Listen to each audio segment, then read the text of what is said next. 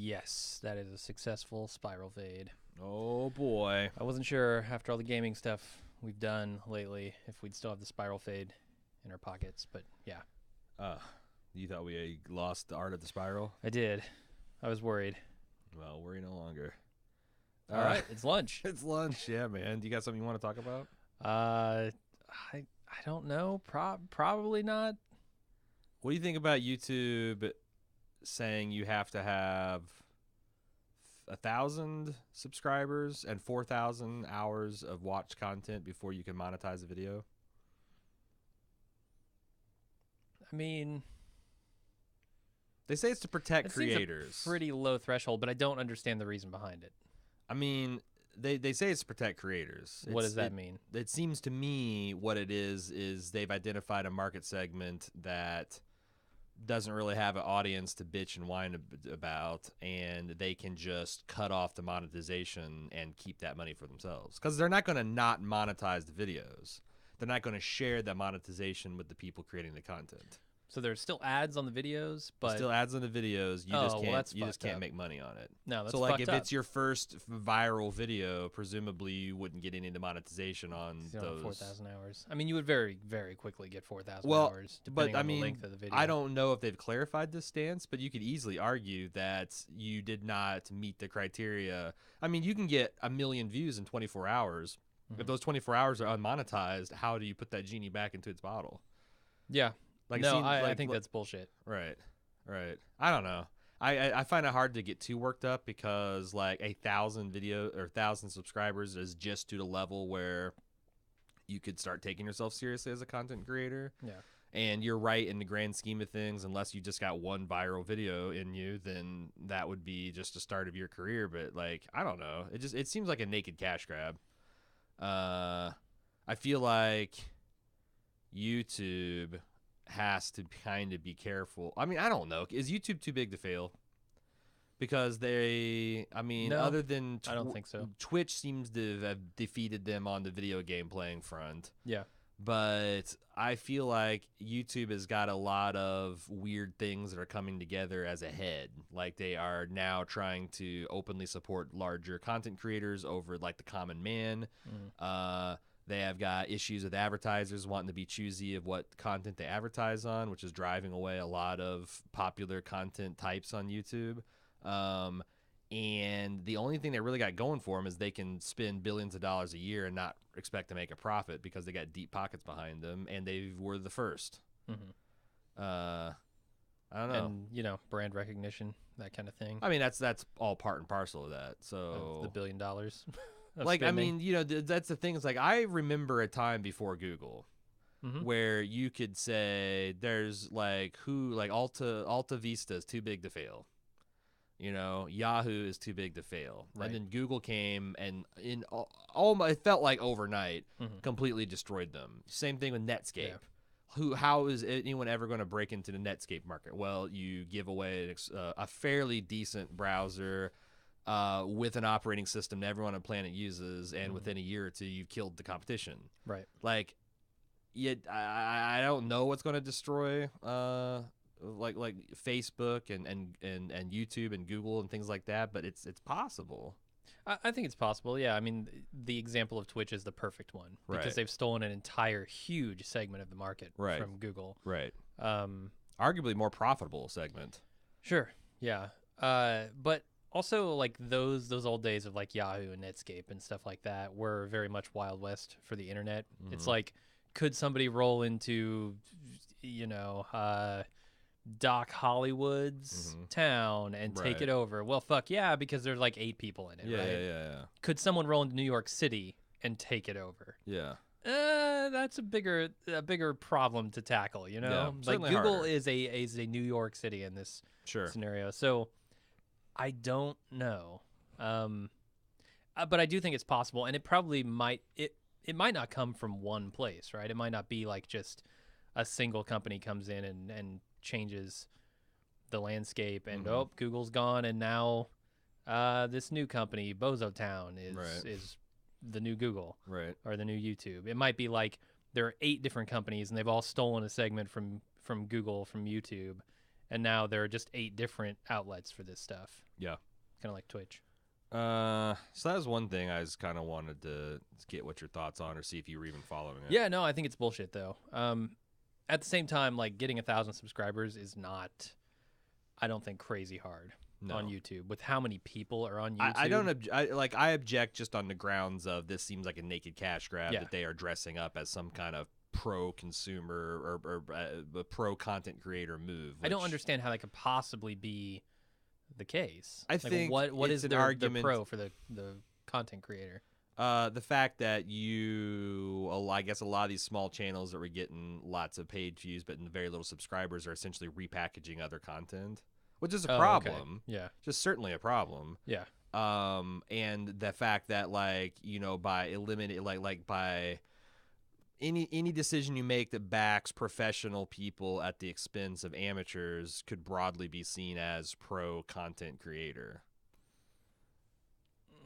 Because you're changing the term of content creator to be people like Cutie Pie and that fool that took the video into suicide for us and all this, like you're talking about millions of subscribers and College Humor and these guys are the content creators. Your nephew uploading a video of his friends skateboarding are fucking freeloading leeches, right?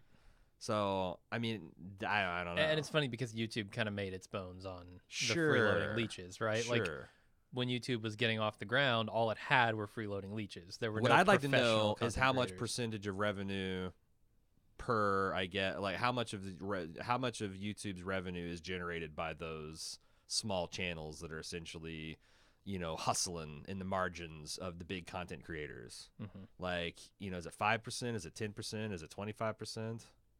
I don't know the answer to that. Anyway, so I'm sure what else do we want to talk about? I feel like I've been pretty boring of late. I've played a lot of Fortnite. I've done a lot of small projects around my house. Mm-hmm. Cecily and I made some incremental progress to doing our secret. Oh, I know what we can talk about. Oh, I know what we have to talk about. Charterstone. Mm-hmm. Let's talk about Charterstone. Okay. Because then I have a community request at the end. You don't see it coming. Go read through the forums real quick. So a friend of ours, Mr. MacGyver, who is the creator of Ex Libris, who made a little bit of noise in the Gen Con last year. He is a professional board game designer and artist. He invited us over to partake in this game called Charterstone, which is one of those legacy style board games where the hook is that you are founding this new country, an unsettled land, and as you play the board changes. Like you've got this little fiefdom and you're dealt cards that are essentially stickers, and you peel the stickers off, and like where there was blank land, there is now a coal mine. And here's a farm, and here's a copper market, or whatever. And you can also like choose different actions, and it reminds me a lot of Legacy in that you've got the common area board where you go to the market to recruit people to help you out, and you can go to I don't know, like the treasury to exchange goods for money, and then there's stuff that's on your board that you have a little bit more domain over. It hasn't. Because we're only one round out of 12. Yeah, it doesn't hasn't seem like fully. It. So it seems like that only counts for the victory points at the end. Well, but there's other things like Cecily got unlocked cats as Uh-huh. helpers. And one of the things about that is the cats can only occupy the buildings that are in your fiefdom. Mm-hmm. And they share occupancy with like any like if I'm in the coal mine and I've got my coal and you want to go mine coal and you jump on top of me, that actually returns my worker back to me. Mm-hmm. Which that's another kind of the weird mechanics is like everyone wants to fuck the other person. Like, if there's someone mining coal and you need to mine coal, but you also need to mine something else, you'd be more inclined to go to a different mine because it hurts this person to have to spend an action to retrieve his worker. Yeah. Whether if you jump on top of them, it returns it automatically to their pool of resources.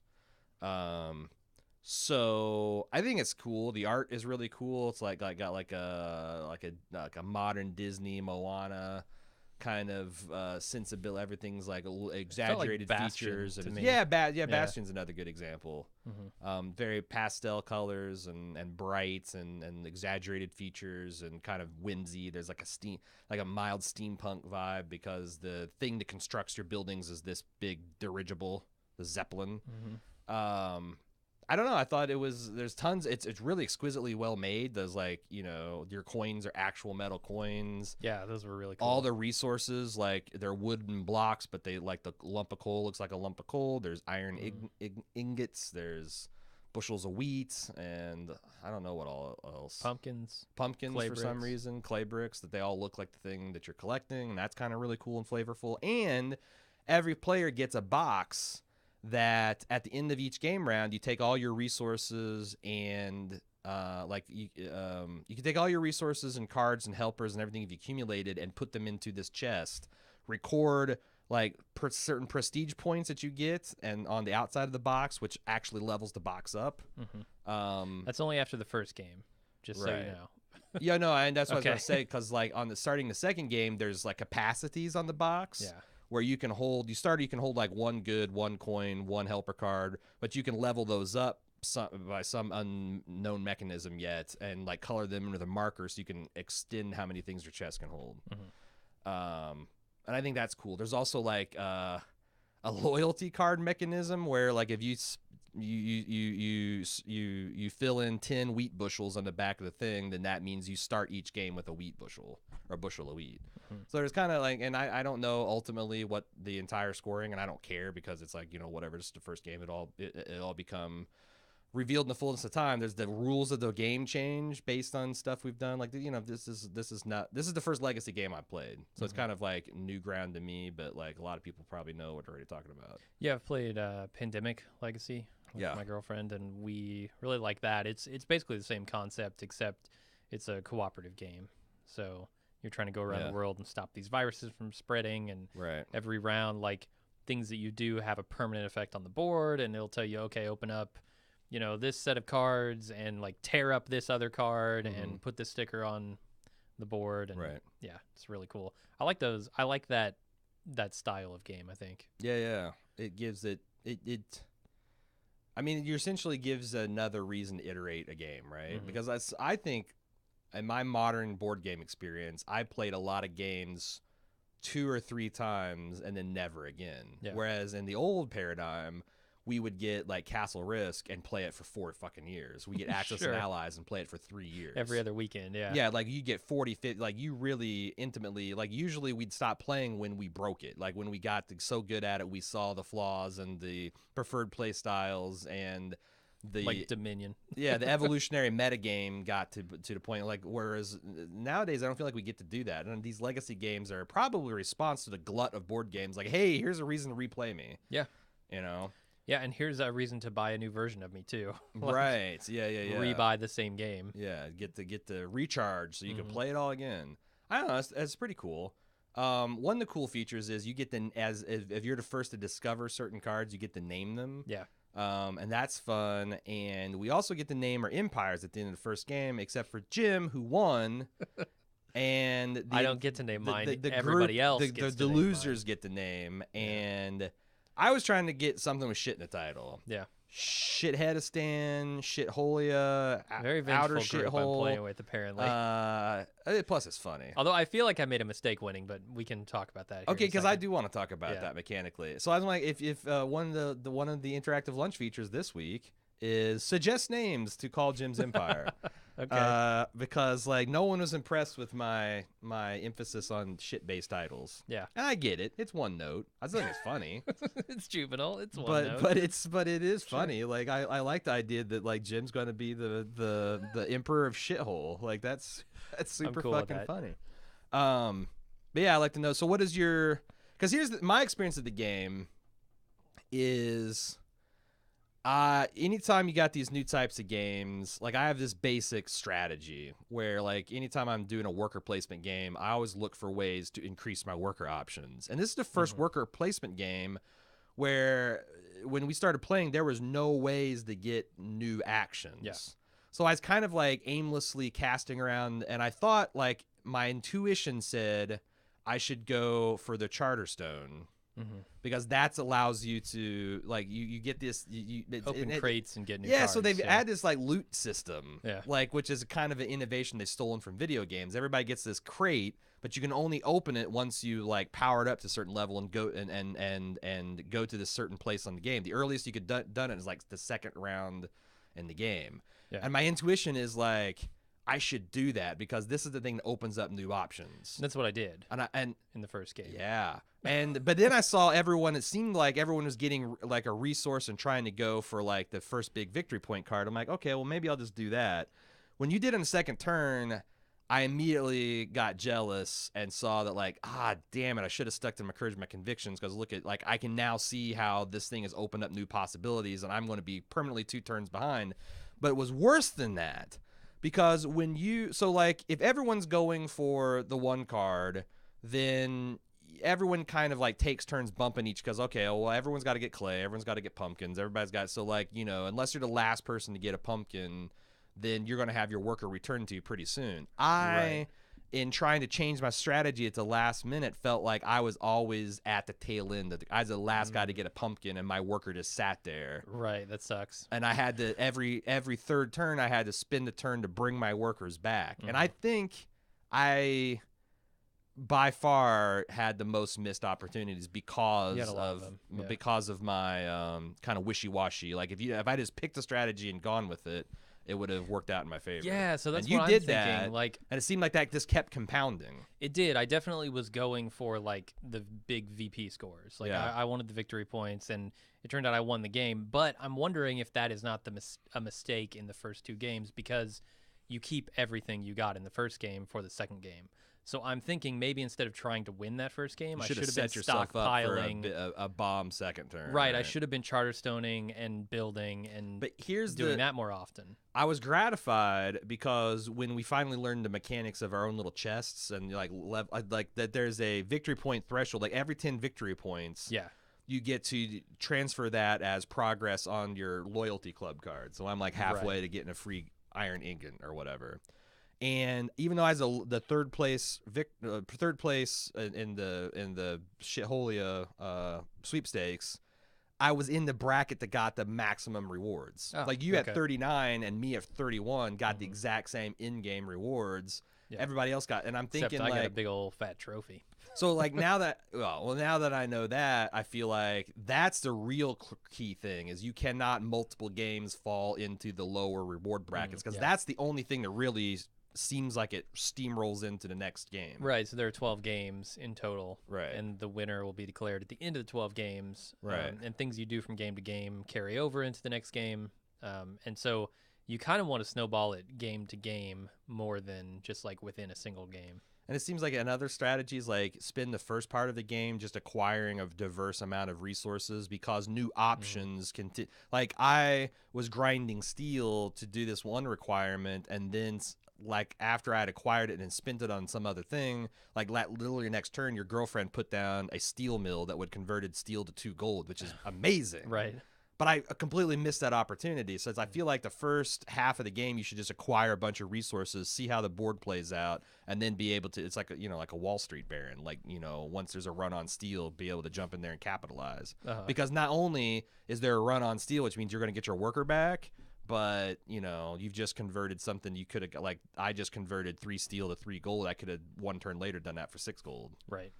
So, yeah, I was chagrined most because I just felt like I was 2 turns behind everybody. I mean, I feel like in some games where I'm just starting out and I've never played it before, that happens to me, where I just don't quite understand, like, the path to victory. In this game... you can't. Right. No, I mean, nobody understands it, and I didn't understand it, really. I kind of, like, stumbled into the victory in that first game, but I'm not sure if that's going to help me or hurt me in the long run, right? Yeah. Like winning that first game is not the most important thing. What do you think? Oh, the other thing I wanted to talk about, and if you still want to talk about the game itself, that's fine. But Adam has just an amazing collection of board games. He's got this studio that's like 15 by 10, and on both sides of the 15-foot walls, he has floor-to-ceiling bookshelves that are full of games. So when it's like going into the Rook. Exactly. When we came over to his house, he had sent us a text of a Christmas tree where there was just like a 2.5 foot high by 6 foot wide pile of board games stacked of games that he was, some of them were even unopened, but he was getting rid of to make room for his collection. And I took home like 20 games. Jesus. Well, I mean, he said five to six. He said I was doing. Did you get Imperial Assault? I did. Yeah. Okay, good. We're gonna have to play that. Yeah, no, because Eric, because I saw there's an open version of Fantasy Baseball, which is right up Eric's alley because he loves Blood Bowl. He loves Blood Bowl League Manager. He invented a monster hockey game. So I said, hey, and he loves baseball. He's a baseball fanatic. Yeah. So I sent him a picture, said, do you have this game? Do you want it? And he's like, no and yes. And then I sent him, in the course of the conversation, that picture of the Christmas tree. And he like responded 3 seconds later, says, please tell me you got Imperial Assault. I said, no, Jim did. So basically I do. Yeah. You know, I can play it anytime I want. But he was really hyped about it. So that's like a tactical miniature game is what I understand. Yeah, I haven't looked like thoroughly through it. I opened it up to see some of the pieces, and it has like a 6-inch tall ATST walker. Yes, I've heard that. It's got like impressive shit. Yeah, no, it's really cool. It's like the tactical version of what we already played, which was that what is that? Rebel Assault? No, it's Fleet something. I don't know. It's the Star Wars game, board game where you try to conquer the galaxy, literally. But yeah, I'm excited to try that. But the game that I got that I'm most excited for is this game called the Northern Passage, or North.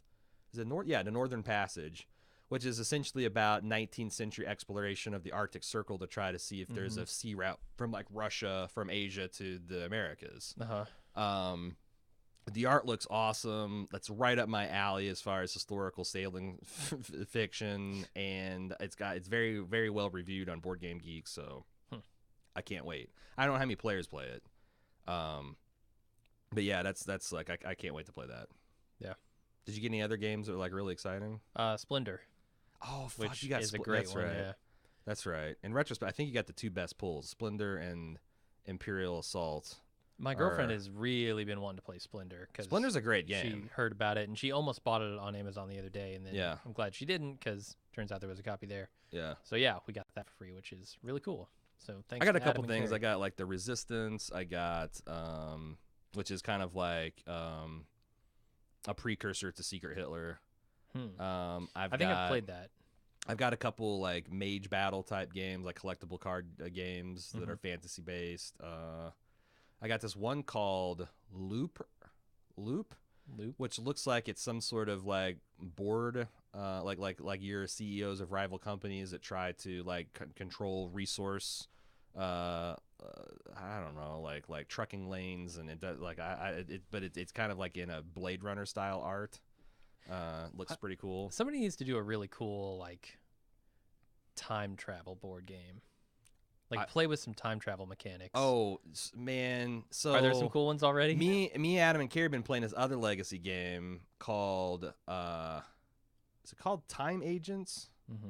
But the hook of that is it's Quantum Leap. You play 4 time investigators that the time cops get a some sort of like notification of a temporal disturbance. And they dispatch agents, and what you do is you awaken into the consciousness of someone from that era, and you investigate these different locations and collect different things, and you try to avert the temporal crisis at the end of it.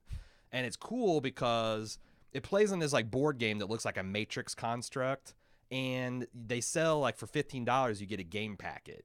Like the $60 game comes with one where you go and you awaken into it like a 19th century sanitarium where there's a bunch of occult shit going down, and the decks, like when you go into a room, like you get this decks of like 6 cards, and when you deal them onto the Matrix construct, it forms a room that you can then explore and flip over the card and see what you and the other thing is an agent can go and look at a room and see what's in that corner. But you can't read what's on it. You have to look at it and then put it down and then summarize to the best of your ability. Like in real life, like we can go and explore, or we can all go to the same location and see the same information, but you can't share it perfectly. And is it co-op?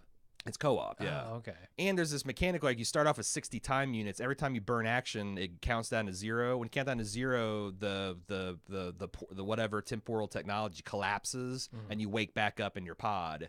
And you can still go back and try to, if you haven't solved the game, to solve it. But like every time you wake back up in your pod, you get a less good victory condition. Okay. But yeah, it was neat, and you like there's secret passages to explore, and there's like these weird puzzles that you have to get together. Like there's this really interesting pentagram puzzle where you had to put clues together to how to rotate it and how to read it, and unless you had all the pieces of the pentagram in the right orientation, you had no idea how to get to like the final puzzle to solve it. But yeah, that's really fun. We'll have to get you guys in one of those, because there's like 20 different adventures right now that you can get. Yeah. Like there's a medieval one, there's a near future one, there's like all kinds of different ones. That's kind of neat. Is there the Mike Rowe pack where you can do a dirty leap? No, a micro pack. What's the head? A dirty leap? Mike Rowe. Oh, the guy. yeah, okay. I thought you said micro, like micro machines. Yeah. All right, well, here's your board game talk. Yeah, half hour of that. Taste it. You want to start with Twitter? God, we're at 100% on our CPU. Because I know, man, we got to get this shit upgraded. Sure. Let me see. Where are we at? Brendan Carroll says, all right, fuckers, genuine question. What would it take for you guys to come to Australia/New Zealand and hang with your fans, i.e. if we funded your flights and or accommodation? Yeah, that'd do it. Bald lunch. That'd probably do it, yeah. That'd do it. Shit, that's a long flight. But, yeah, I mean, I really want to go to that area of the world, we'll say. Yeah, no, I would love to do an Australia. I don't know what it would look like. Yeah. I don't know how you would fund it, because, like, that's the thing. Like, it's expensive. Yeah, there's no way like doing a show down there would ever pay for itself. Right. Not where we're at currently. Right. So yeah, I mean, funding would be the big issue. But yeah, it's not that I'm unwilling. Like I love fucking travel. It's the resources and time commitments and all that stuff. Amhatch from Wisconsin. Let's see. My husband's favorite band is Fish. There's a background and then a moral dilemma here. My husband's favorite band is Fish, and our hardcore fan base travels to certain cities and venues to see them. We have friends who share his passion for the Fish, so a few times a year we travel in a group to these venues.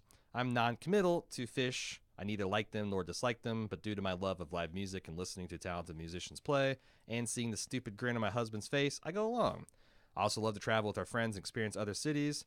I bankroll these trips as I make more money than he does. We're not rich, but we are comfortable and live modestly and travel very cheaply.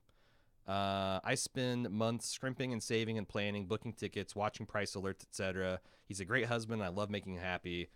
I also treat our amazing teenagers once a year to a family vacation, usually to cheap educational places like DC. We also pepper in camping and music festivals as inexpensive mini gateways. Sounds like a fun family. I would like for you to retroactively adopt us, Amhatch.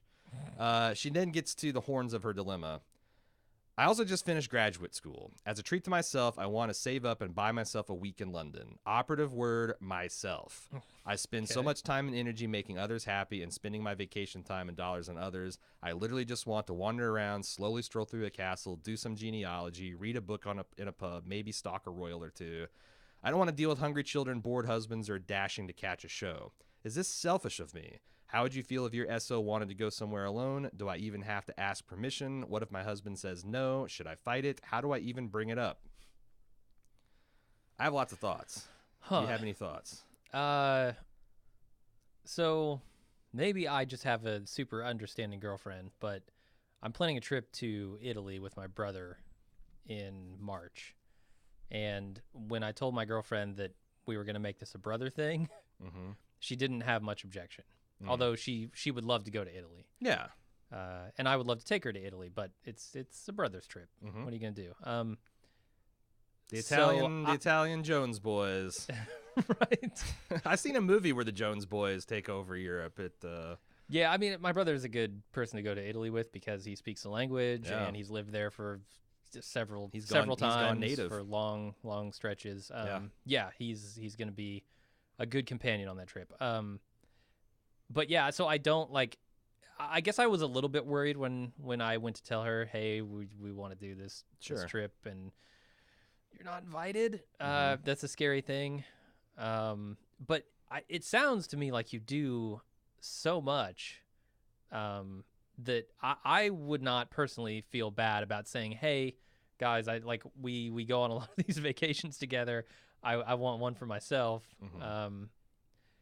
But I don't know. I've always been fairly open with, "Hey, I need me time," and because I think everybody feels that way from time to time. Sure. And if you're denied it, that a lot of times can be problematic in relationships, and can be one of the big problems in a relationship. Or at least I find like the best relationships I've had are ones where like we're fairly similar in that regard. Like each of us need some time alone and are very understanding when it comes down to it. Right. So I'm hoping that your spouse and children would be understanding if you told them, "Hey, we're going to go on a trip later this year, but I need some me time." Yeah, it's funny because unrelated, I was recently having a conversation with Cecily where like, "Hey, I've been wanting to do this for like 15 years, but I'd really like to take like a motorcycle tour of like the Southwest United States, just by myself." And it's kind of like talking the idea, and like it was like, it was not an issue. If Cecily came and said, "I want to go to Ireland for a week by myself," I'd be like, "That sounds really cool. Do that."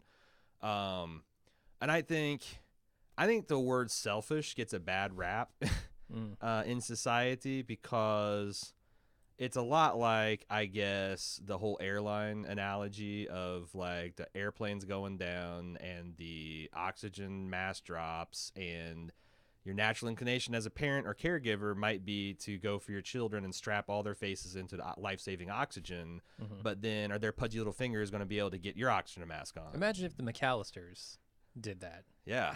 Like, they have 15 children. Right. They'd all die. Yeah. They'd get halfway down that line, and then they'd collapse. Kevin would try to throw a paint bucket at somebody, and it wouldn't work, and then everyone would die. And I feel like as a person that's like a giving caretaker, which it sounds like you are, you can essentially wring the sponge so dry that there's nothing left to give, and then it just starts getting moldy, and it gets the moldy stench of resentment. So I think like, and to first of all, if I'm going to be real, I hate when people say, "I got to ask my wife permission to do this," or "I have to ask my husband." You are a grown ass person with your own thoughts and feelings. You don't have to ask permission for anyone to do anything. I mean, accommodating someone else's schedules when you are married, I think, is a good thing. Sure. Like if someone says, "Let me check with my wife because I want to make sure we don't have anything," that's fine. Right, that's not being that's not running roughshod or being an asshole. But will they let me? This like, cringing. I'm not sure if she'll let me. I'm like, what the fuck are you talking about? Yeah. So like if you but I know that is that's not that's not what we've agreed in society is the default. Like much more agreement of like the old ball and chain and but I've observed that a lot of guys use that as an excuse to not do things. Like they don't want to be like, "Nah, I don't want to go camping with your dumb ass." It's like, "Oh, my wife would never let me do that." I mean, sometimes, but so I guess my advice would just be like don't try to even justify it. Just be like, "You know what? I've worked really hard on this undergraduate thing. And as a treat to myself, I would like to go on a trip to London by myself, and I would like for you to help me out by taking care of the kids and the house while I'm away." And like I mean, again, it's natural to be jealous. Like I'm jealous of you. Yeah, you haven't taken me to any fucking Fish concerts. You haven't taken me to Smithsonian. I'm jealous because it's cool as hell that you're going to London by yourself and doing all these cool things. That's not bad. Like your husband can probably be crazy jealous, but like he also should be happy for you and supportive, because it sounds like you've certainly been happy for them and supportive of them. Should be, yeah. And I mean, ultimately, I think you know how Yeah. your family is going to react, right? Yeah. Like, there are people out there who would get very angry about that Right. that sort of thing, and those people are Right. probably assholes. But Right. like, do you think your family is full of assholes? I mean, and it's also natural for you to be scared because we are trained in this society that the worst thing you can be is selfish. The worst thing you can do is take without giving. You know, like there's people that I've heard people express that you should never take a penny from the give a penny, take a penny jar.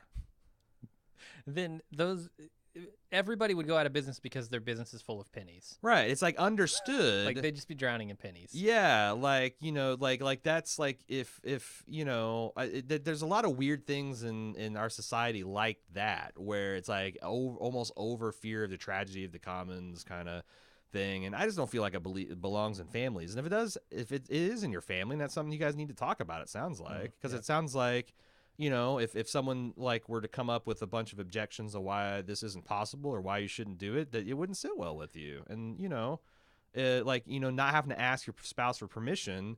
There's the corollary is that is like you shouldn't have to beg your spouse to help you pursue your dreams, you know, or especially modest ones. You're not saying like I want to quit my job and join a fucking 3-way commune in some nudist beach in Lake Tahoe.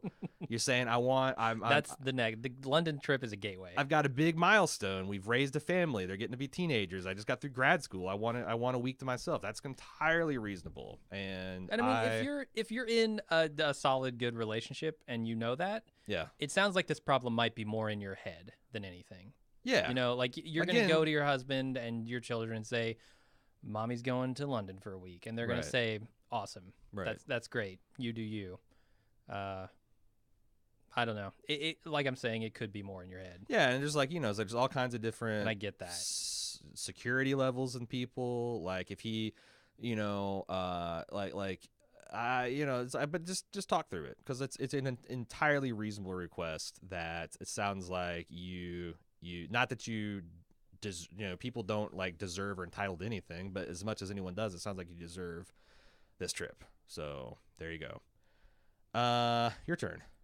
Not enough boogers says, I know it is unlikely for a season 1 coverage, but you should keep 911 from Fox on your radar. The show is pretty good and got 16 million viewers for its pilot episode. I've seen Pretty good. It seems like a blend of like ER and a police procedural. See, no.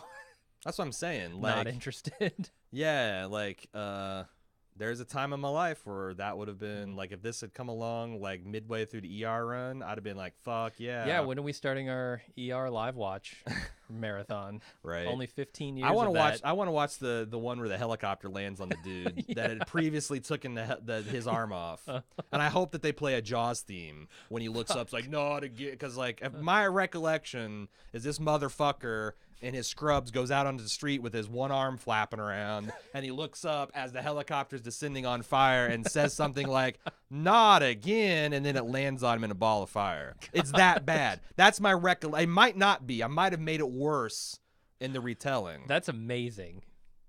That's some of the best storytelling I've ever heard. Yeah. They say ER has never been this good as the yeah.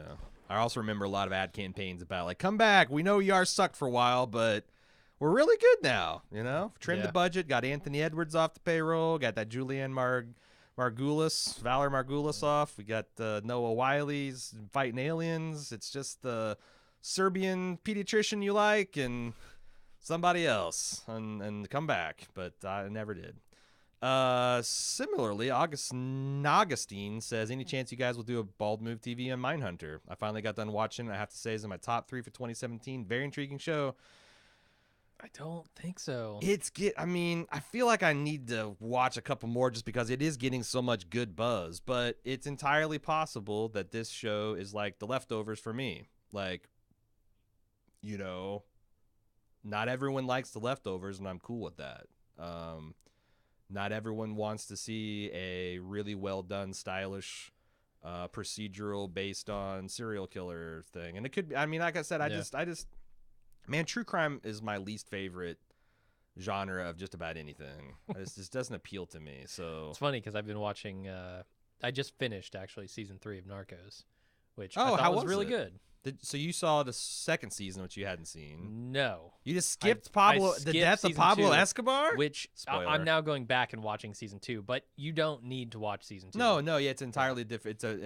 I mean, it has Pablo. It has a couple of characters that carry over from the previous season, but Agent Pena, but like it's a completely, and it's not even a completely different cartel. It's just another cartel that you've it's actually kind of the other head of. Yeah. Now that the Medellin cartel has been decapitated, it's not like the United States kicked the demand for cocaine. Nope.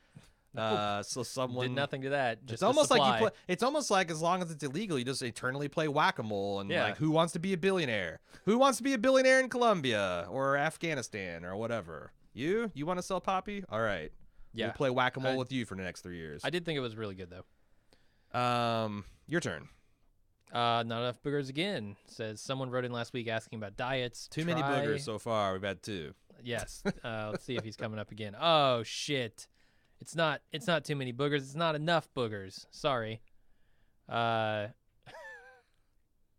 he's got a lot. He's got a lot in a row. Get a hanky. So Get a hanky. He says try high protein, high fat, low carb, which is kind of what we were talking about with the. That's the fucking Atkins diet. Yeah. It's the Atkins diet. It's a low, like anything where you are trying to put your body in ketosis. It's the same thing that's repackaged. Like it's.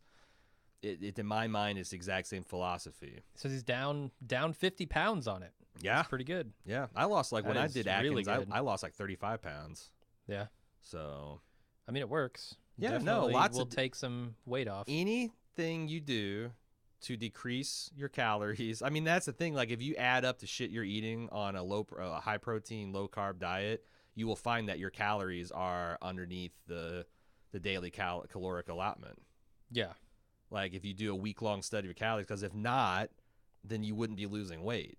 So like, however you decide to do that, it's fine. Just you got to know that it's all about putting in less calories in your mouth than you burn. Yep. He says it's all about glucose and stuff like that, which that's also true.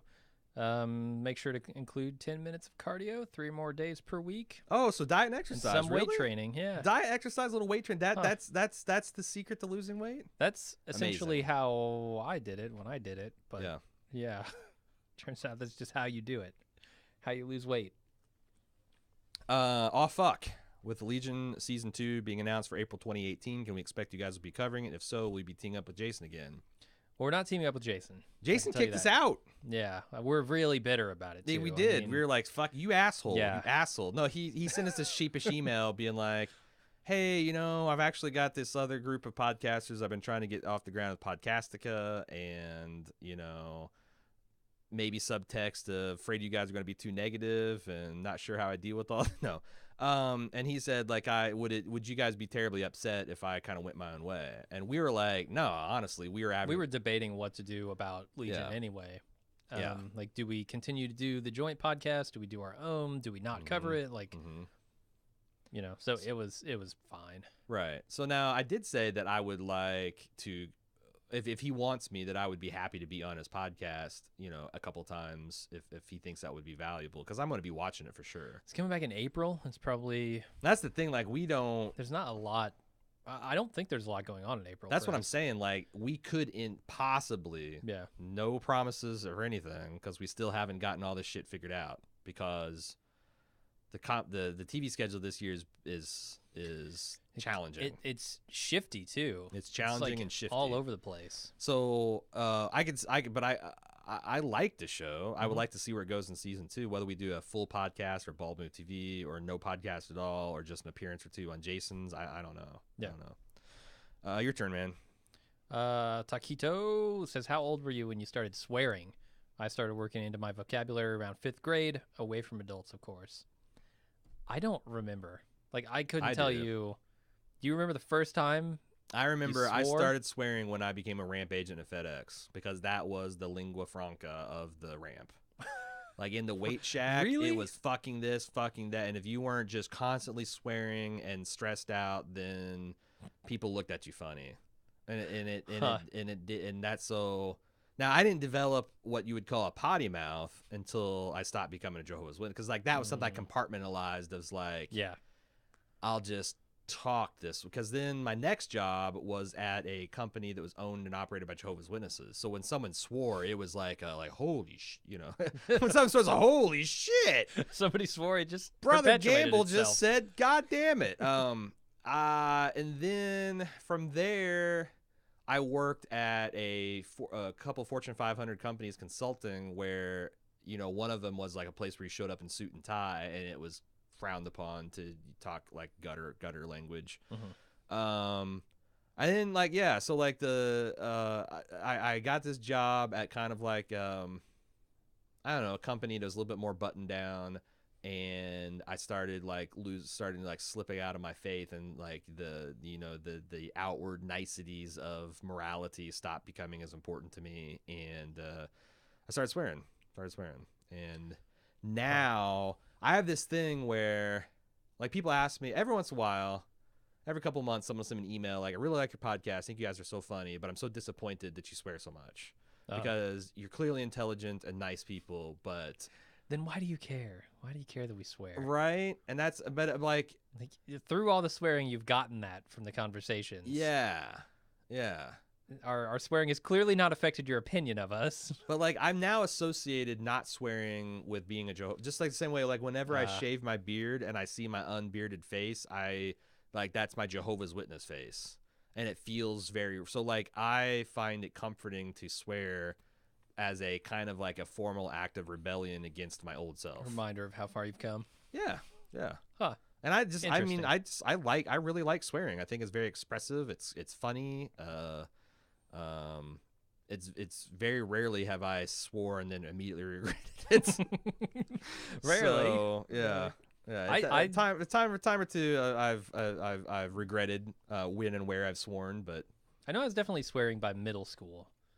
But I remember a few times like swearing around people I shouldn't be swearing around, out of either anger or like, out of like frustration, right, or stuff like that. I remember some people in the church swearing when they should not have been swearing, and I never thought they would have. Yeah. Like hearing a laugh man swear is a pretty fun. It's like spotting man, when he dropped a bald eagle on ass cheek. That was like a that was a fucking moment, man. Yeah, you know what? Fuck you. Oh, and everybody's like, yeah. It was like the fucking Last Supper. He was in the episode, and we were all just, you know. Yeah, I've definitely. So I was swearing by middle school, and I don't know. Swearing's a weird thing. Like when you first start swearing, kind of testing the waters, seeing who you can and can't swear around. Right. I mean, obviously, you don't swear around your parents, right? I swear around my parents. Well, I mean, when you're a kid. Okay, sure. Yeah. You don't want to swear around your parents. After the first couple times where you just don't know any better. Don't swear around teachers. But like around your friends, especially when you're in like a conservative Christian cult. Yeah. How you have to kind of throw a couple of light swears out there and see what sticks, you know? That's the thing, like in our friend circles, our mutual friend circles, like swearing was certainly not seen as a cool thing. So like I don't remember, I mean, I can clearly remember a friend swearing at times of extreme duress or whatever, but it was certainly like, oh, well, that was an understandable lapse in his normally impeccable judgment, you know? I mean, there were some wolves in sheep's clothing, I think. Certainly. I just wasn't as aware of to the extent that you were. Sure. And I had like, you know, I ran in a few different circles. Right. And one of those circles was definitely. Y'all were wild. Yeah. Y'all were wild. Yeah. there were some times. But sure, swearing's fun. Texas Sandman from Texas. Whenever it gets below freezing and May ice or snow in Texas, it seems like the whole state collectively loses all their shits. Yeah, I didn't even realize that was a thing. Yeah. In Texas. Like once every 10 years or so. Forgets how to drive and survive. Heat and hurricanes are no problem, but the thought of frozen anything is our kryptonite. What weather conditions, if any, cause Midwesterners to break down and lose the capacity for rational thought? I mean, it's not like Midwesterners don't do stupid shit on ice and snow. I guess it's just the vast majority of us have a much more experience. Yeah, we're generally a lot better. And driving. Like, it's a thing. I don't know if your dad did this, but my dad, part of my learning how to drive, he took me on the first good snow to an abandoned parking lot and just had me oversteer and like would pull the emergency brake to induce a slide, and we didn't leave until I could steer out of the skid, like, and that was because that shit's happened to me on roads, and I was, instead of like losing my shit and going and flying off I was able to recover. So like, I don't think Texas children probably have that instruction, and even if you wanted it, what are you going to do? Drive to Colorado and get in your car and head north? Across the Mason-Dixie line and so I just think it's, and the other thing is, like, Midwest, we other than earthquakes, we get tornadoes, we get terrible rain and hail and windstorms. No hurricane, oppressive heat, very cold. Like, we get like the shit end of every stick, except for if a 8.0 earthquake, it would probably be like the fucking world ended here. But those are geologically unlikely. Like every 100 years or so. We're due, by the way. I think we're due. I think I'm all of the natural disasters proof at this point, because I lived in San Diego for almost 10 years. And so I've lived through a lot of earthquakes. Did you? Okay. Yeah, I remember like waking up in the mornings, and every once in a while, everything would be shaking. Right. You'd be like, I didn't live through any of the big ones, not like the San Francisco one that destroyed half the city or whatever. Series, no, none of that stuff. But it was, every once in a while you get like a 4 or 5.0. Oh, I know what causes Midwesterners to completely lose their shit. Black athletes kneeling before the national anthem. Yeah, that causes them to lose their shit and capacity for rational thought. Right. Apparently, from what I can tell. Natural disasters, not so much. Your turn, man. Okay. Steve S says, just made the upgrade from an open office seat to an office with a door. I can't believe how much more productive I am, at least 30% by my metrics. Are you all fans of the open office? Fuck no. No, it's There terrible. Is no worker across this nation that is a fan of an open office. Zero. I like the ability to go to an open office place when you're like in crunch mode and you need that kind of close collaboration. When you're doing pair programming or something. Like, but no, that's a trick they pulled on us to reduce costs. Yes, 100%. Right. It reduce footprint of the floor space they have to buy. Right.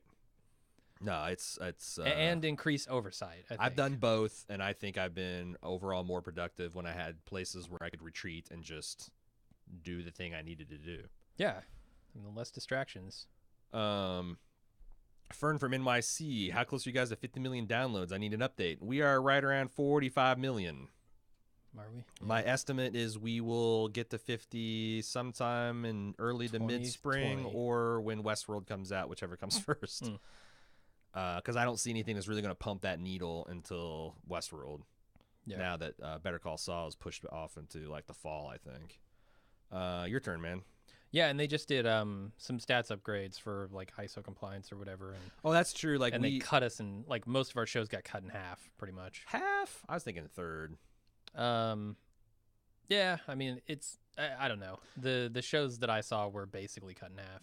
It doesn't affect how successful we are. It's essentially like if your landlord said, okay, we're going to now start measuring the heat in your house in Celsius instead of Fahrenheit. Yeah. You have to, like, it's still just as hot. It's just this, it's just now like the scale has changed. So there's this ISO where they've redefined what they consider a download and what they consider an active listener, and they've come up with that everyone's agreed to this standard to unify marketing metrics and all that other stuff. And it turns out that like some part of our traffic it's like some of our podcasts went up. Yeah, it's weird. Like Bald Move TV went up. Yeah, like our bigger shows went down, our smaller shows went up because of whatever peculiarity they use to count traffic. But it doesn't, like, it's not like, oh, Bald Move is in trouble because... No, I mean, we don't count on advertising revenue for our main revenue stream. So advertising revenue is definitely going to be affected. Yeah. But our club memberships won't. If anything, I think what will happen is ad revenue will probably kind of maybe be flat because our trend seems to be 30 to 40% growth year over year anyway. So like we just might have a year where apparent growth doesn't change much because we went to Celsius. It was 70 degrees and now it's fucking 25. Right. And it's going to take us a while to get back up to 70 degrees Celsius where we melt or something. I don't know how hot is like 100 degrees is boiling. It seems like a hot time 70 would be uncomfortable for a human to sit in. It seems like. Yeah. It's like a Las Vegas summer. Yeah, like 150, 160 degrees. I don't know. But it's also this weird like exponential scale. Yeah. So I feel like 70 might be like 85 degrees, and then every degree above that in Celsius is like a 20-degree jump. I can ask Google this and they'll tell me. You can. 72 Fahrenheit equals 22 degrees Celsius. So do the reverse. 72 degrees Celsius equals 161 degrees Fahrenheit. That's hot. That's close. That's hot. Close. That's close. Is it your turn or my? Yeah, it's your turn. My turn. Matt says, "If you guys checked out Man in the High Castle on Amazon, kind of forgot about the second season since watching only the first episode, but I've been playing a lot of Wolfenstein, so maybe it's time to watch again. Alternate history stuff is so cool." Shane Bowman, last time I talked to him, he was talking that up. And it's, you know, I mean, we're to the point where we're not going to be able to see every great show on television. Sure. Yeah. And we're not going to want to see every great show on television without a radically different, like, there's just no way we can do the deep dives that we do during some of the busy seasons and still be able to maintain awareness of these other shows. Yeah. We could do something like Seppenwall and go to like a buffet, kind of like 10-15 minute takes on stuff. Maybe you get 10 or 15 minutes a week on a particular show that's his favorite, but like I don't think that's what people want from Bald Move. It's not. So we kind of pick and choose. I mean, the path of the internet is more and more, I guess, personalized experiences. Yeah. And the full deep dive coverage services that very well, whereas a just round table or round robin kind of thing in a weekly cast wouldn't. Anyway, I watched the first few episodes of Man in the High Castle and thought it was good. I just didn't stick with it. Have you played Wolfenstein? Not yet. I bought it. You played Doom though, right? Because I hear a lot, like a lot of the new Doom. Yeah, a lot of people are really gagging on the like they're like saying it's like the perfect action FPS. Oh, Doom is really, really good. Huh? Yeah, we've got it. It's on Steam. Yeah. Okay, I might play that one of these days. I haven't finished it yet. Get off of Fortnite. Uh-huh. Because the thing about Fortnite is like they're only half finished with the single player campaign. So like, and we are close to we're like halfway through the last of the finished single player campaigns. And when you're done with that, it doesn't seem like there's a lot of reason to keep playing. They just start procedurally generating challenges for you. And it's like, whatever. And there's like, it gets grindier, it seems like, the longer you start playing. So like, I feel like that's going to be where we exit, and we might come back when they have another one. I do want to get crazy into the Battle Royale mode. Man, they keep making that better and better. They had a big update that added a lot of new points of interest and a lot of cool gameplay mechanics and tweaks. And I fucking love that. I want to get really good at Battle Royale. See how good a 41-year-old can get at a first-person shooter game. Warp Fox from Nashville. I've recently started learning how to code. Most of the basic concepts are easy enough to understand, but getting into more intermediate concepts like using arrays, refactoring, etc. is something that I know I will just have to put into practice and immerse myself in before I feel confident in my knowledge of those concepts. My question is, do you guys have any sort of tips or mnemonic devices that help with any aspects of coding or just coding in general? I realize this may differ between languages and environments, but I love coming across pro tips when I'm learning something new. Thanks. I'm learning C#, by the way, taking a Udemy course. Is that how you pronounce it? udemy.com. I suppose. Course called Learn to Code by Making Games. Mostly doing it for fun, but it's nice to eventually add programming knowledge to my resume. So, okay, you've already mastered pro tip number 1, which is start doing it. Well, yes, but also start doing something that interests you right away. Yeah. Like, that's how I learned to play guitar, right? Like, scratch an itch. Yeah, I wanted to learn how to play these cool songs I heard on the radio. So I started with some easy ones and I learned them. Yeah. It didn't teach me much about the actual theory, but it got me experience, which is important. Yeah. And the same is true for coding.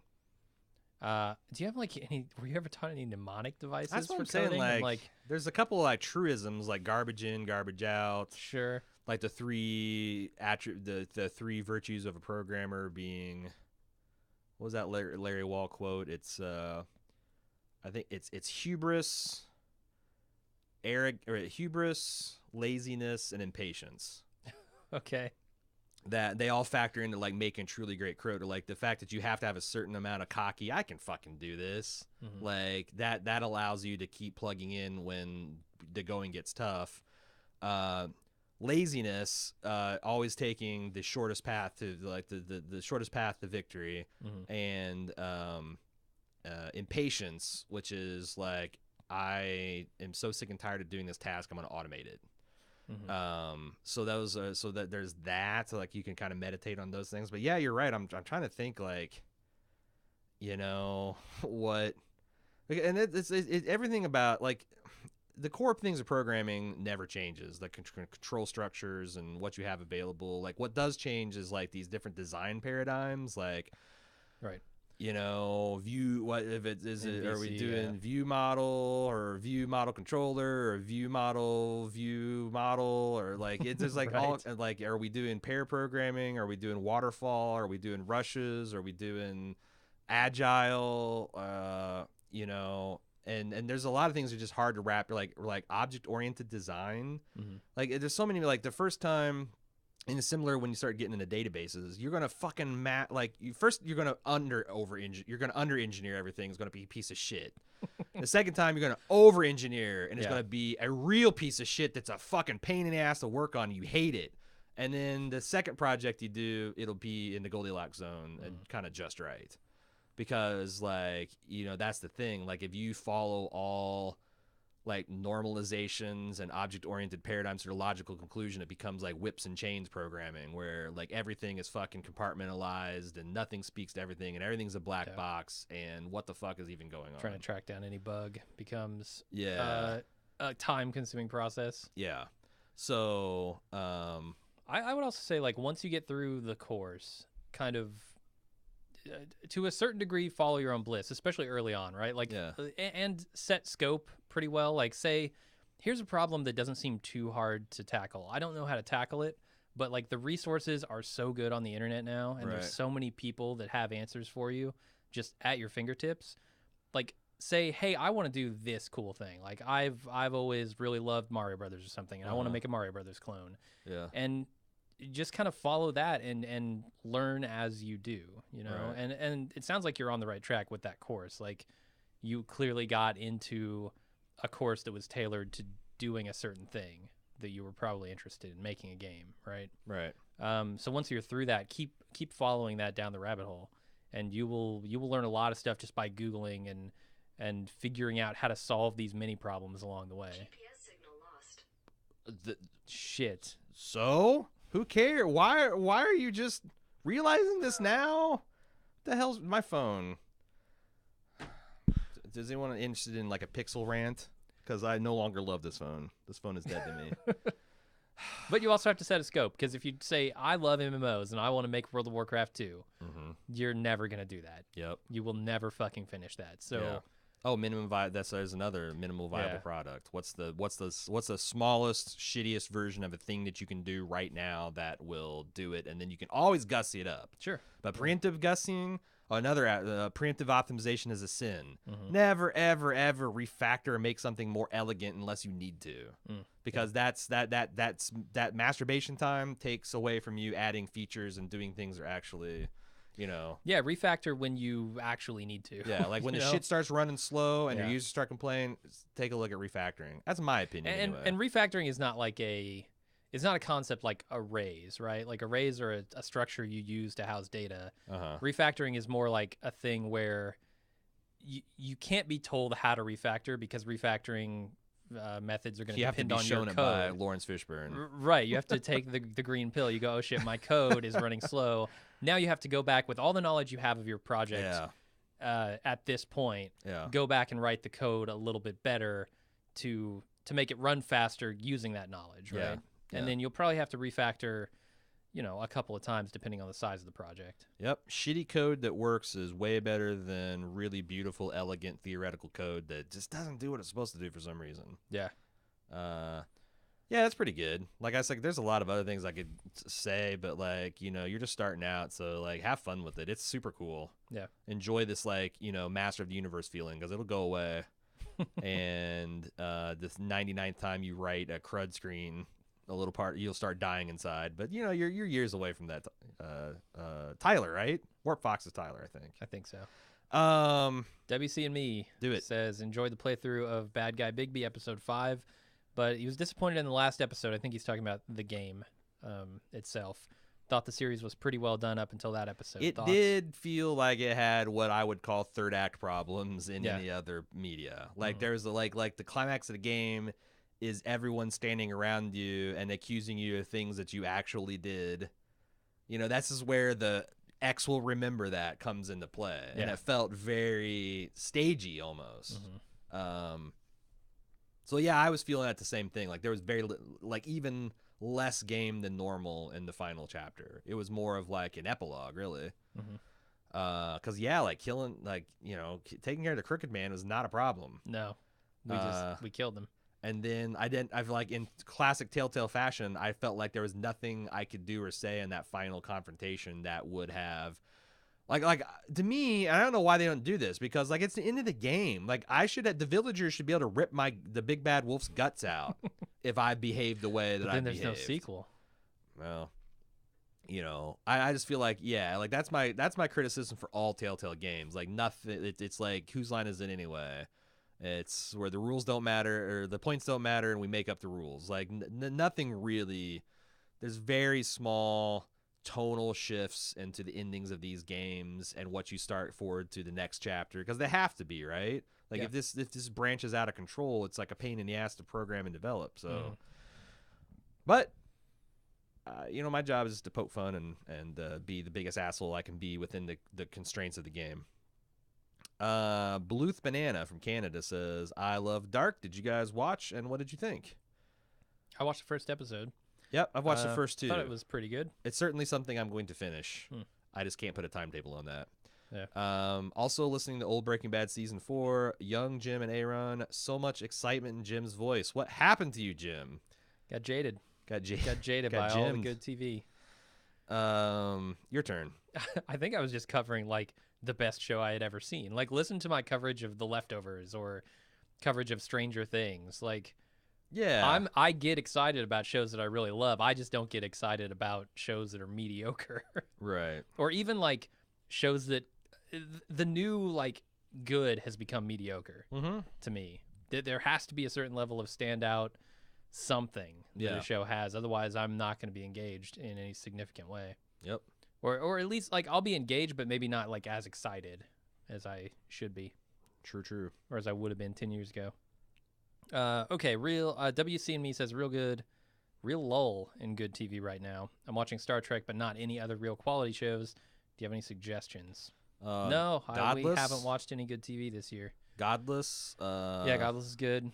I did like season 3 Dark of Narcos. is good. I've just finished Black Mirror. Have you finished Black Mirror? Yeah. Oh, we should do a Bald Move TV on that. I think we're going to. That's real good. Trying to think something else that I've seen of late. I don't know. We're about to do the Baldies. Anything that made our top 5 or top 10 is going to be good, and I doubt you've seen everything. Expanse is coming back pretty soon. And if you haven't caught up to it, I believe you can see the first 2 seasons free on Sci-Fi. If not, I think it's on Amazon. The first season for sure is free on Amazon, and I think as soon as season 3 drops, season 2 will be free as well with Prime. Yeah, so only $100. $119 now. Oh fuck! Every year they gouge you for a little more, and every year the 2-day shipping turns into 3-day shipping. Boiling a frog. I'm Addy. The following happens. Everything in TV shuts down apart from the CW. What do you cover? I think Bald Move, like Jim and Aaron stop podcasting and Al and Joe take over. Al and Joe step over into our shoes, and I mean, there's some stuff in the CW that I've heard is not bad. Like everyone do talks all like the Flash and Arrow, Riverdale. Sure. I mean, I don't think Riverdale would have been the worst thing to cover. Honestly, what I would do if that happens, my honest answer, I'm Maddie, is I would go for broke on Twitch. Yeah. I would, like, if CW was the only thing, I don't think that's big enough to, like, it's a tough market, but I would go for broke on a 41-year-old video game channel that is funny but not juvenile and not annoying and has my shit together and is not too insecure and doesn't allow people to say inward in the chat over, like, and you know, I would try to be the Bald Move of Twitch. Yeah. Because you pivot. When life hands you CW aid, you pivot to Twitch. Yep.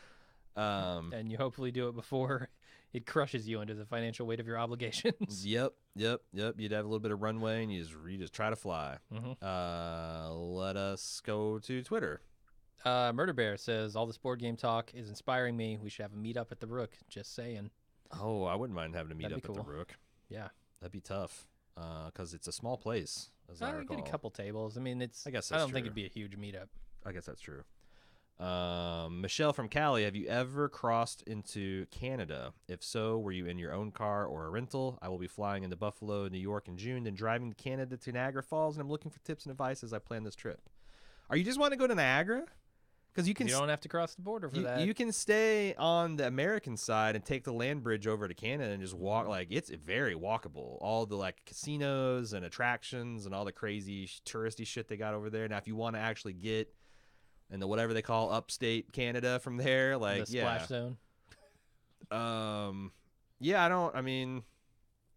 I've done it a couple times. It was always in the car, but this was a long time ago. Renting a car and driving to Canada is a non-event. Like it's not like there's special border crossing things. Like you have to make sure you have a passport. I mean, if you want to be trouble-free, have a passport. Mm-hmm.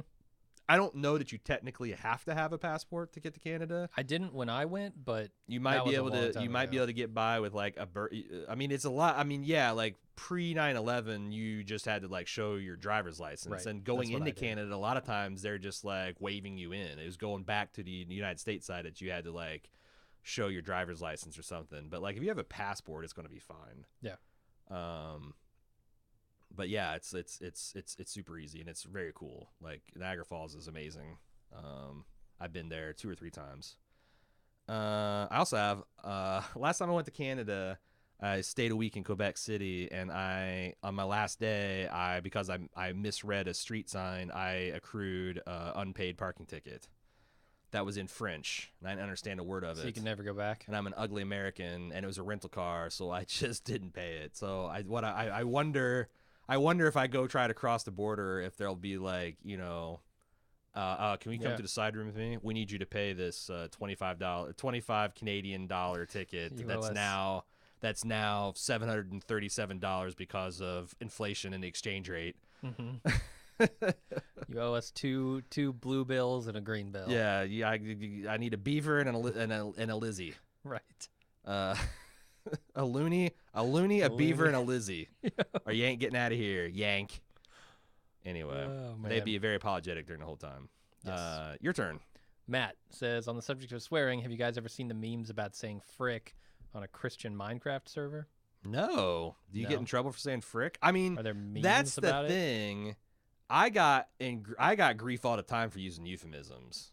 Like, it was a thing to like correct people if they say gosh or darn it or something like that. It's like, well, you're really just saying that in a different way. And I'm like, yeah, when I say I need to use the bathroom, it's a nicer version of saying I need to take a shit.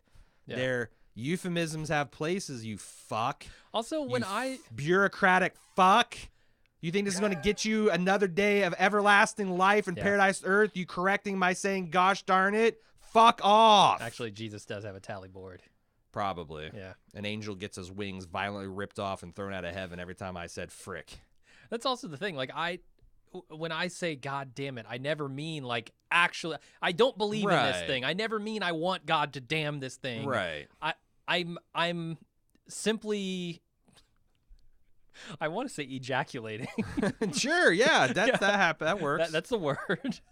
That's a word that describes what is the word for that? Shit. What do you thought? Ejaculation? That's that's no, I know exclamation. That. I'm gonna exclaiming. Ropey exclamations just going all over people's faces, all over their ears, right in their ears. Ah. Well, that's the other thing is like I think what's interesting is like we say swearing, right, or bad language, but there's like so many types. There's like vulgarities, which is like shit. There's swearing, which is I swear to God, if you don't shut up, I'm gonna kick your ass. There is blasphemies, like God damn it is like a or that. No, Jesus Christ. Jesus Christ, God damn it is a curse. We used to have you know, and some of these were mortal sins, and some of them are and like, we lost all that distinction. Now it's like just we all have to talk They're like bad words. we're on primetime television or we're not polite company. To which I say, you know, obviously fuck that. So Yeah. Murder Bear wants to know: have you ever been tempted to eat a Tide Pod? A Tide Pod? Apparently, there's a Tide Pod challenge where teenagers are eating Tide Pods. You know, fuck you. No. Yeah, You're an idiot. I think Like, that's fake news. Have you ever been tempted to eat a bar of soap? Right. Answer no. Fucking no, because if you put your lips on soap, you will not be tempted to eat it anymore. Right. Yeah. No, I guess people have gotten, I don't know. There was also like drinking boiling water. It's like if you're dumb enough to drink. Yeah, fuck you. You deserve what you get. Yeah, like that's Darwinism at work, man. Yeah. I mean, I do think it's unfortunate these Tide Pods. Like, what I do think is unfortunate is like if I'm an 18-month-old and I see one of these lying around because my mom dropped it and it looks like a gummy bear, I'm gonna put that fucker in my mouth and it might kill me. Like that is an issue. Yes. Teenagers eating a 17-year-old saying, "Wouldn't it be fun if I stuck this in my ass?" Yeah, and record on YouTube. Yeah. No. Okay, your turn, I believe. I'm done. Okay. And not because we don't have any more. I'm just fucking over it. Just done. Kidding. We don't have any more. Noel from Dallas, mostly for Aaron. Do you have your Jacksonville Jaguars jersey ready to go for when they hopefully beat the Patriots on Sunday? Someone wants to send me. I'd love a vintage Maurice Jones-Drew. That motherfucker broke the Colts defense so many times. I would. If someone's got an XL Mojo jersey, I will proudly wear it for this Sunday. Because man, the fucking Patriots winning another Super Bowl. I don't even care about football, but that would really bum me out. I mean, I know like the news, like, oh, I'm a Colts fan and my tears are your milk or whatever. But I fucking hate Brady. I fucking hate Belichick. Like, I used to just hate him theoretically, but now it turns out like I paid attention to their politics and I feel like they're now just like they're also terrible people in addition to being assholes. I mean, why are you doing this to me? Football doesn't exist to me anymore. I'm out. Sandy West sends a beautiful picture from Vietnam and says ciao. If you'll recall, she went to she was asking how to fit in with rich people last time.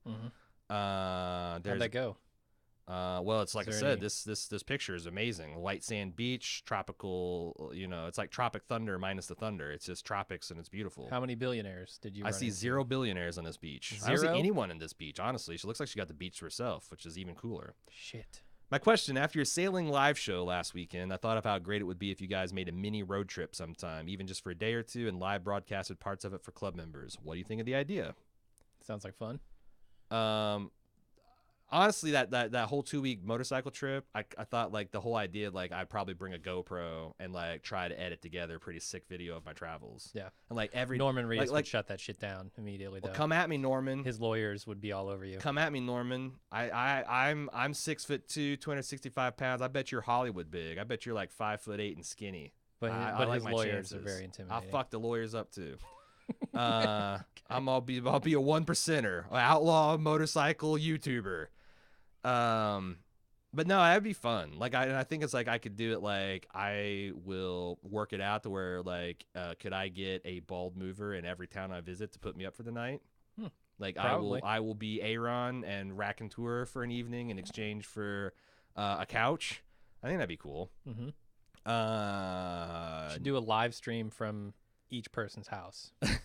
Whether they want me to or not. Yeah. I'll sneak in their house. I'm in the bedroom. With an infrared camera where they're sleeping at 3 a.m. This is what they look like. I'm in Warp Fox's bedroom. Live. Neil Fagakukas. Last week, Aaron mentioned painting when he was younger. Any details, such as landscapes, abstracts, willing to show any photos? Yeah, I did all those things. Like, I was really into art, and I took every single art class I could, pottery, painting. And I did, after I got divorced, the local library had a Bob Ross class. And I did that. Like I went with a bunch of little old ladies and painted Bob Ross paintings for like an hour or two a week, and it was fun. I still have I got the official Bob Ross kit that has like, titanium white and cadmium yellow and a fucking flat blade he used to make Happy Little Mountains with. It would be fun to do a live stream of us painting some Bob Ross paintings. Yeah. It's like that each of us gets a canvas and some oil paints. And that's the thing about old Bob. He's smart because that shit works, man. You can like 2 or 3 paintings in that style, and you can paint some pretty compelling landscapes. Yeah, that's all you'll be able to paint. right. But it's cool and it's fun and it's very relaxing. It's the same way as it's like painting a miniature, only more impressive. But anyway, let us see. Oh, Jesse Wilson. Who's this asshole? Proprietor of Lovecraft Brewery. We've got like a whole bunch of Lovecraft stuff around here that I Yeah, can't seem to find. he actually got an ad because I forget he's got a giant sticker on our HDMI box. That thing. On our studio tour. Anyway, Jesse says, Jim, have you ever considered pinball routing? Your hobbyist video game collecting would lend itself well to it. Buy a used table, fix it up, and route it in a business. I don't know what he means by route. I think you he can means, actually like renting. I wonder if his phone operator. autocorrected renting to routing. And Okay. rent it in a business. You could actually make some decent passive income doing this if you get the right tables in good condition at the right locations. Yeah, I mean, a lot of people. So I watched this guy on YouTube called John's Arcade, and he does a lot of like old retro arcade machine repair and stuff. And he also has just a shitload of arcade machines that he places in different bars and stuff. And he does this. And I always think like, how many people actually carry quarters nowadays? Oh, that's a follow-up. Yeah, that was one of my. Does Jesse respond to that? He does. He does. Okay, because that was my question. Like, are there credit card coin mechs, and if so, like, do those microtransactions, are those profitable? Because you probably lose like a big chunk of that to the credit card processing. I don't know. But yeah, I don't know. It's possible. He goes, I'm not sure about credit card readers, but I know there are bill slots. But even in Seattle, if there's a coin machine at the location, people figure it out. So Like a changer. Yeah. Yeah. He also asked, but then I'd have to buy a changer. It'd be a whole thing. It's a whole thing. It'd be a whole fucking thing, and I don't want to deal with it. You could have a give a quarter, take a quarter system. Sure. Give a quarter, take a bill. That'll work out. Aaron, have you played PUBG since the 1.0 release? It's performing much better and is worth a revisit. My FPS went from blah blah blah blah blah. I have played it, but honestly, I like Fortnite better in almost every way than PUBG. I'm not gonna say it's a better game, but I do feel like the skill gap is slightly higher because the construction element, the defensive construction and positional things it allows you to do, are super cool. Plus, it's just like, I feel like I play 3 times the games in PUBG as I do in or Fortnite as I do in PUBG. We should play, Jesse. We should play Fortnite sometime together. But I'll play PUBG. Yeah, I'll play PUBG fun, too. Though? Like the moments, I think it's super the moments fun. in PUBG that I like the most are not like the gameplay moments. The moments I like are we all got in Jeeps and we barreled down the road to, like, singing Flight of the Valkyries, or like we're in the final circle with 10 people left and I'm on my fucking BMX bike doing jumps through the gunfire. Like, Well, you're a weirdo. no, those are easily the most fun moments. Like Barnacle Boys riding. But that's the thing. Like, the awesome stuff. so you're asking me, can you jerk around in squads and have, like, you could build like giant forts in the middle of the map and try to defend it against all comers? Like, there's lots of things you could do for Are there fun. vehicles? No, there's no vehicles. Yeah, that sounds But boring. you can like, there's jump pads where you can like jump 100 feet in the air and then whip out a glider and glide to different locations, which is funny. That You seems cool. can Yeah. you can try to trap people in locations and kill them with traps. Like, there's you can go bush hunting, which is the guys that are wearing a bush disguise, and Might be fun to construct a maze, a trap maze. But all your stuff is probably demolishable, right? oh Like, yeah, you can, yeah. You can say, "Fuck this maze, I'm getting out of That's here." part of the cat blast and through. mouse. Like, you know, if someone catches you flat-footed, you can start building walls, and then they can try to destroy them with guns and see, you know, can you keep up the wall until they reload or run out of ammo? Or are you going to run out of resources? And that's there's like lots of fine points. Josh Heater, suppose you could recast any movie or TV show to take it from good to great. What movies or TV shows would you change? What changes would you make? He suggests the following: The Rock, replace Ed Norton instead of Nick Cage. What is that an improvement? No, you just made it worse. You made that a more serious movie, and nobody wants that. The Fast and Furious, Ethan Hawke in place of Paul Walker. No. The Rocketeer, Alec Baldwin in place of Billy Campbell. I don't know. Billy Campbell. I don't remember the Rocketeer well enough. Alec Baldwin might be too big of a name for that, man. Any future Batman movie, John Hamm in place of whoever else they end up going with. Yeah, that's not a bad one. good movies to great. That's tough. That's really tough. That's something I'd have to think longer than for sure. 2 minutes on. I might save that for a future lunch, Josh. Plague Skill, hey Aaron, what are your overall thoughts on the Punisher? We actually talk about this at length in the deliberations for the Baldies. I like it. I like it a lot. But I also understand if people are exhausted with glorification of gun violence that they wouldn't even give it a shot. Yeah. But I think it says, I think it's great. I think it's good. I think John Bernthal is a great Punisher. I think they say some interesting things about military service and traumatic stress and recovering from that. But it's just the violence is fucking insane. Speaking of the Punisher, we got a screensaver here that kind of looks like it does. It's a fucked up Punisher. It's a polar bear jumping into the water and his face is melting off. It's got the flesh-eating virus. Ugh. JTK wants to know, what do you guys envision for the final season of Better Call Saul taking us? All the way to Saul.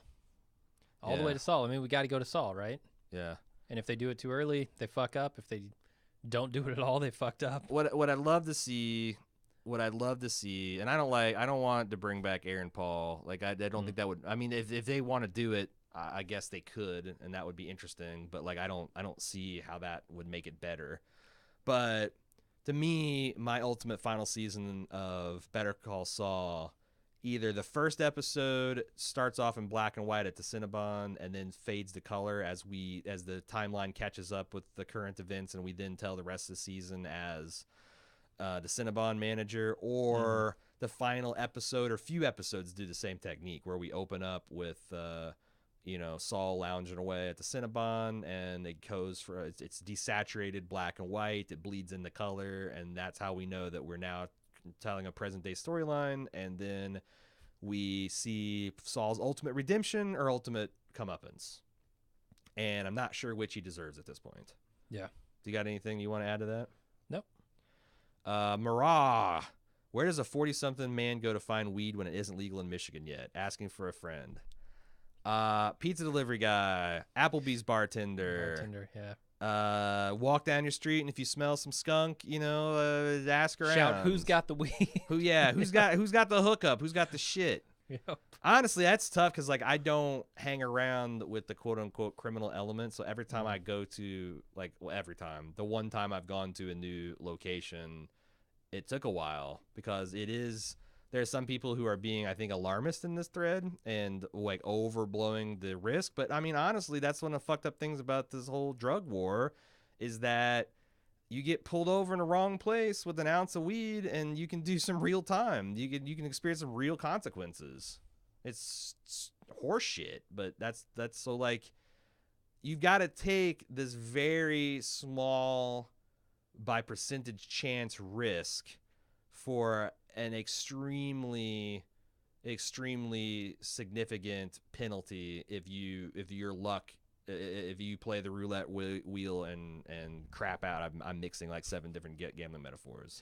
Yeah, I mean, unless you keep it to small quantities. But yeah, I mean, but even then, so it's decriminalized in Ohio, so you can roll around with under 2 ounces. But there's all kinds of things that cops can still use to fuck you. Like if you have paraphernalia, then that becomes, I don't know, intent to smoke or whatever, and now it's back to being a felony. So it's like, until it gets to be legal. And again, I'm not just like, hey, I want to smoke my weed and then I'm cool. Like I think all drugs should be legalized.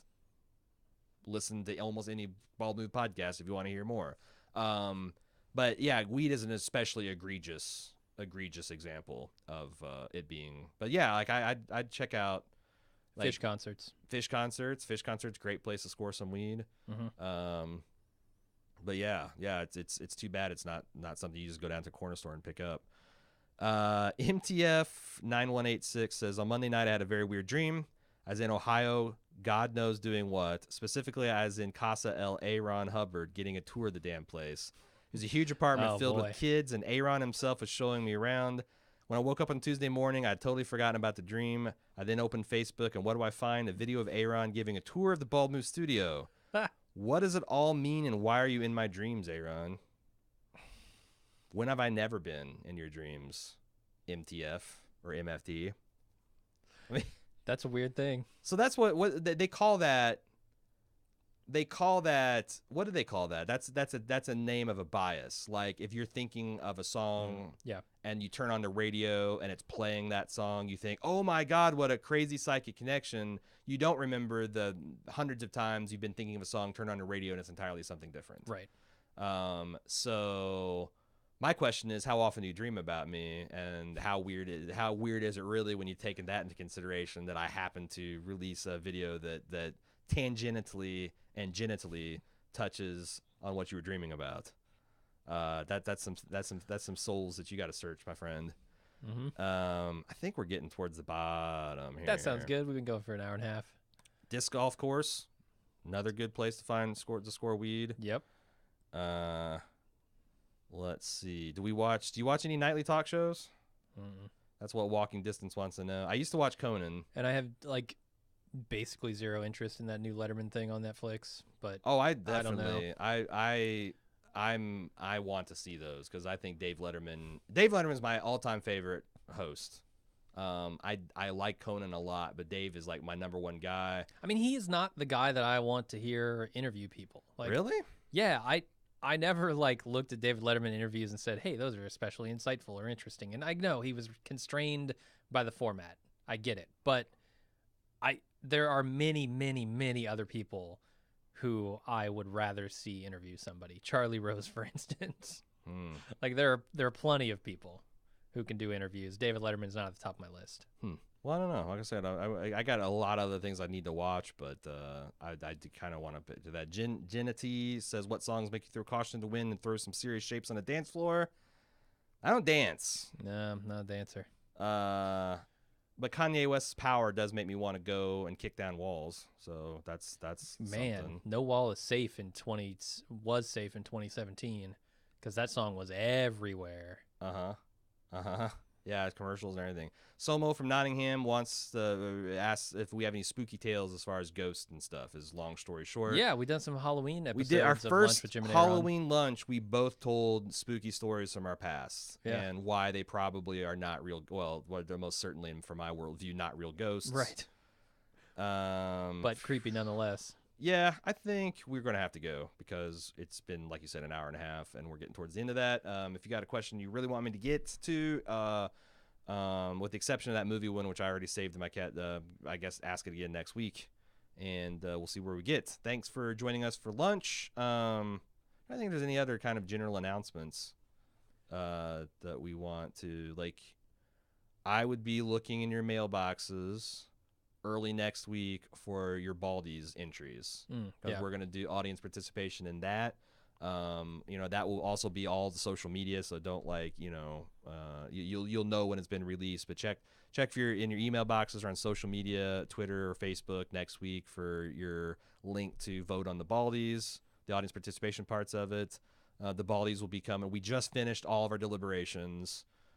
So we've got not but collecting the audience feedback and the actual award show to do. That's coming pretty soon. That's been taking up a lot of our time. And we got commissions coming up. We got some Bald Move TV, sounds like, some Black Mirror, some other stuff. Stay tuned, and thank you for your support, and have a great weekend. We'll see you next time. See ya.